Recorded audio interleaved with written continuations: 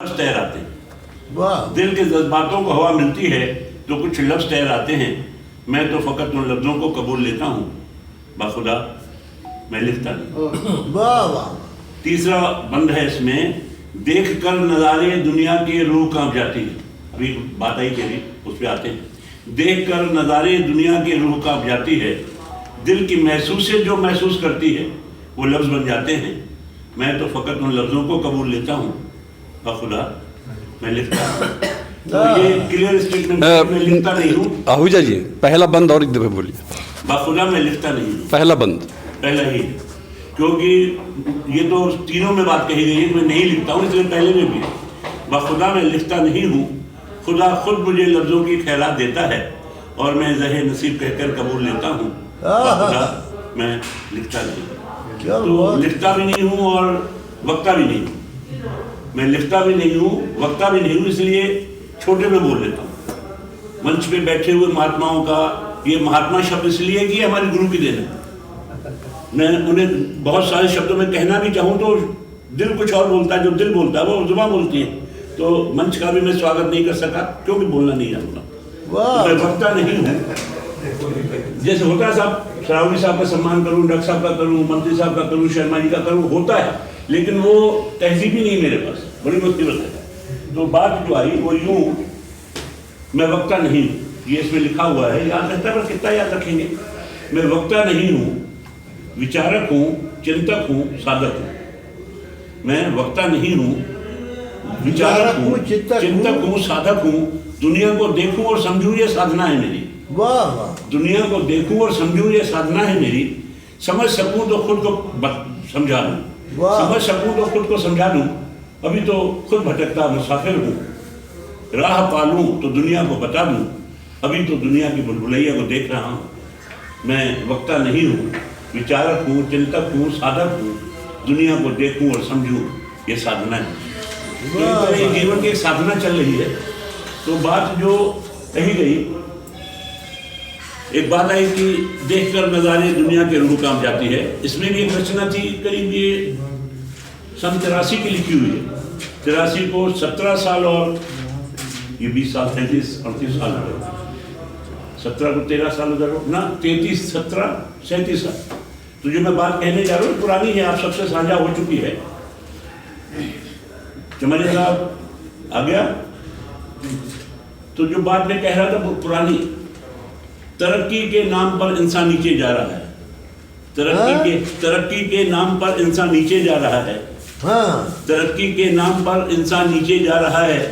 जिस्म तो संवारे है पर रूह से गंधा रहा है। वाह वाह वाह।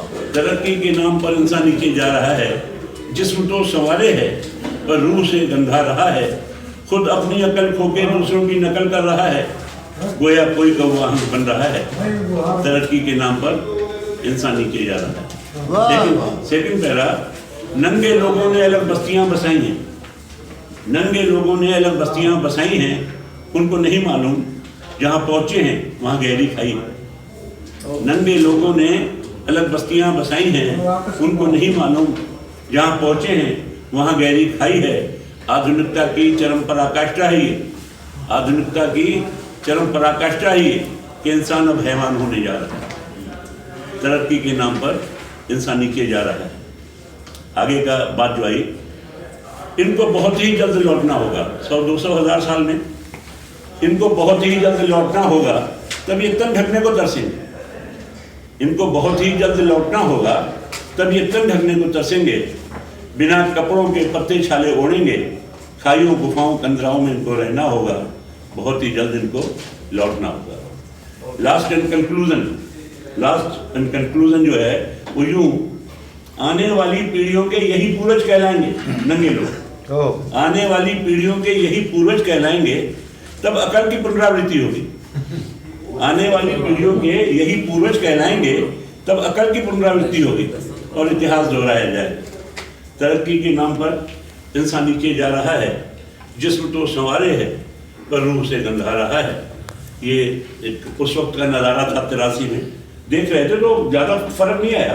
वक्त गुजर रहा है और धीरे धीरे हम ढलान पे जाओ धरी रहे। आज की स्थिति तो बड़ी बद से बदतर होती जा रही है। मैं तो कहता हूँ हिम्मत है तो इन कपड़ों को छोड़ दो, कपड़े पहनते क्यों? कपड़ों जो आपका अंदर के रक्षक हैं, जो आपकी हिफाजत कर रहे हैं, आप उन्हीं की बेइज्जती कर रहे हो। हिम्मत है, आप बड़े गैरतमंद हो तो बिना कपड़ों के चलो। जब कपड़े रह ही नहीं गए तो कपड़ों की ऐसी तैसी क्यों किए बैठे हो बाबा? हाँ। एक शब्द आया, तू मुंह लगड़ाए लगे। चमरिया साहब, ये आप ही को समर्पित हैं, आप ही के कहने पे मैं बोल रहा हूँ। हाँ, ताकि आपकी शिकायत न रहे, और इसीलिए इनको मैंने उकसा दिया कि भाई आप कहीं नोट कर लो ताकि हमारी ये वार्ता चर्चा कहीं रिकॉर्ड में रहे। तो जो मैं बात कह रहा था उन शब्दों कपड़ों की, अब तो लिबासों में भी खिड़की दरवाजे रोशनदान होने लगे। अब तो लिबासों में भी खिड़की दरवाजे रोशनदान होने लगे हैं। लोग इस कदर बेखौफ हो गए हैं कि बिना रिलेशन के रिलेशन में रहे। वाह वाह वाह वाह, बहुत अच्छी। अब तो लिबासों में भी खिड़की दरवाजे रोशनदान होने लगे हैं, और इंसान मतलब लोग इस कदर बेखौफ हो गए हैं कि अब ये बिना रिलेशन के रिलेशन में रहने लगे। ये सभ्यता का उठान, इसे उठान कहते हैं। हम लोग तो गिरे हुए जमाने के थे, पाषाणकालीन हमारे बुजुर्ग थे, तो उन्होंने बड़ी मेहनत करके कुछ सभ्य हुए, और हम उन असभ्यों के करीब फंस गए हैं जो बिल्कुल उसी गहराई में जा रहे हैं। वाह वाह। तो एक चीज और कह दूं, अगर वक्त हो तो, है ना, ये जीवन का यथार्थ बता रहा हूँ आपको, आपसे सबसे साझा हुआ है, क्योंकि नया तो कहीं नहीं रहा उसमें है, और ये किताब है सबके पास है। डॉक्टर साहब से मैंने निवेदन किया था कि डॉक्टर साहब आपको ये किताब दी है, आप पढ़ो कभी कभी, एक एक पढ़ो, लाइन पढ़ो मात्र, समझ में पहली बार में तो नहीं आए, क्योंकि इतना जटिल है। जटिल इस सेंस में कि पढ़ने वाला बड़ा हल्के से लेता है, न समझ में आए तो दूसरी बार पढ़िए, तीसरी बार पढ़िए, आपको समझ में आए। बाद इसके भी समझ में ना आए तो फोन करो मुझे, पूछो कि मैंने क्या बोला है, क्योंकि कहने वाले का एंगल अलग होता है, समझने वाला उस दिशा से नहीं देखता है। मैं एक एंगल से देख रहा हूँ, दूसरा दूसरे एंगल से देख रहा हूँ। सिग्नेचर नहीं कराया क्या? तो ये बात हुई। वही हाँ साहब जी, एक और कहने वाले थे, मैं कहने वाला था कि इस तरह आज सुखी रहने का सबसे सरल तरीका है कि आप गलत काम मत करो। गलत काम करोगे तो बच सकते नहीं हो, ये प्रभु का विधान है। बिल्कुल तो ये आपसे साझा कर चुका हूँ, फिर से कर रहा हूँ कि ये बेहतर रचनाओं में है, और ये मुझे कंठस्थ इसलिए है कि ये मेरा मार्गदर्शन करती है, मुझे डराती है खुद। अगर मैं खुद गलती करूंगा तो चलेगा नहीं चले। नेकियां किसी की बेकार नहीं जाती। नेकियां किसी की बेकार नहीं जाती हैं, ये एक रक्षक की तरह काम करती है। नेकियां किसी की बेकार नहीं जाती हैं, ये एक रक्षक की तरह काम आती हैं। और बदी, सरदार साहब, और बदी किसी का पीछा नहीं छोड़ती। नहीं छोड़ती, बदी किसी का पीछा नहीं छोड़ती है, ये समय देखकर कमर तोड़ती है। क्या बात, क्या नेकियां किसी की बेकार नहीं जाती हैं, ये एक रक्षक की तरह काम आती हैं। और बदी किसी का पीछा नहीं छोड़ती है, ये समय देखकर कमर तोड़ती हैं। नेकियां साथ नहीं छोड़ती हैं, और बदी पीछा नहीं छोड़ती। मौत, नेकियां साथ नहीं छोड़ती हैं, और बदी पीछा नहीं छोड़ती हैं।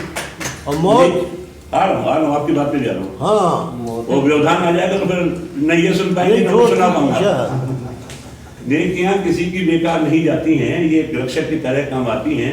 बदी किसी का पीछा नहीं छोड़ती है, ये समय देखकर कमर तोड़ती है। नेकियां साथ नहीं छोड़ती हैं, और बदी पीछा नहीं छोड़ती हैं।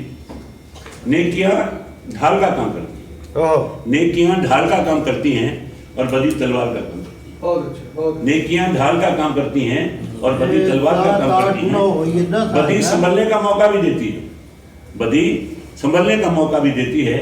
संभल गए तो बेहतर, संभल गए तो बेहतर, और न संभले तो फिर सजा देती है। नेकियां किसी की बेकार नहीं जाती हैं, ये एक रक्षक की तरह काम आती है। तो ये समझ लीजिए कि हम कर क्या रहे हैं। कोई हर्जा नहीं, मैं तो मित्रों से चर्चा होती है, मैं तो दिल खोल के गुनाह करो, दिल खोल के गुनाह करो, गुनाह करने की कोई मना नहीं है। ऊपर वाला कहता है बेटा जितना दमो करो, लेकिन इस बात को याद रखो कि हर गुनाह की सजा तजवीज की गई। आप चीटी मार करके सजा मानना चाहते हो, आपकी मर्जी। मर्डर करके सजा मानना चाहते हो, आपकी मर्जी, वो पहले ही मुकर्रर है। तो दिल में यह मानना रहे कि हमने गुनाह नहीं किया, कर लो, लेकिन इस बात को याद रखो कि सजा तजवीज हो चुकी है। तो ये एक बातें थी। एक आखिरी बात कह के अपनी वाणी को विराम दूंगा, क्योंकि समय चला गया है, और आपकी बात का ख्याल रखते हुए आज मैंने बातचीत डॉक्टर साहब से बोल दिया था, इसलिए कैमरा बंद करा दिया। ये अंतिम बात है। हर पल जिंदगी को न बिखराए जाइए, हम सभी वही करते हैं। हर पल जिंदगी को न बिखराए जाइए, जिंदगी को समेटने का भी कुछ समा चाहिए। हर पल जिंदगी को न बिखराए जाइए, जिंदगी को समेटने का भी कुछ समा चाहिए। जिंदगी एक, ये तीसरा आ रहा, जिंदगी एक अमानत है, ऐसे कह देता हूं मैं, ये पीछे आएगा इसके पहले बीच में एक और है, मैं दोहरा दूंगा। जिंदगी एक अमानत है, हमारी मिल्कियत नहीं। वाह वाह जिंदगी एक वाह अमानत है, हमारी मिल्कियत नहीं है, बड़े सलीके से जीकर मालिक को लौटानी चाहिए। वाह वाह वाह वाह, बड़े मुश्किल से, वाह वाह। मैं दोहरा रहा हूं अपनी बात को कि हर पल जिंदगी को न बिखराए जाइए, जिंदगी को समेटने का भी कुछ समा चाहिए। जिंदगी एक वीणा है, जो चूक गया था मैं। हाँ। जिंदगी एक वीणा है जो मधुरता से भरी है, सिंह साहब के हिसाब से। हाँ। जिंदगी एक वीणा है जो मधुरता से भरी है, इसे मृदंग की तरह न बजाइए, ढपड़ ढपड़ मत कीजिए। जिंदगी एक अमानत है, हमारी मिल्कियत नहीं है, बड़े सलीके से मालिक को लौटानी चाहिए। सफर जिंदगी का कोई ज्यादा नहीं है, वाह। सफर जिंदगी का कोई ज्यादा नहीं है। अपनी हर खता पे होनी पैनी नजर चाहिए। हर पल जिंदगी को न बिखराए जाइए, जिंदगी को समेटने का भी कुछ समाज। बहुत बहुत बहुत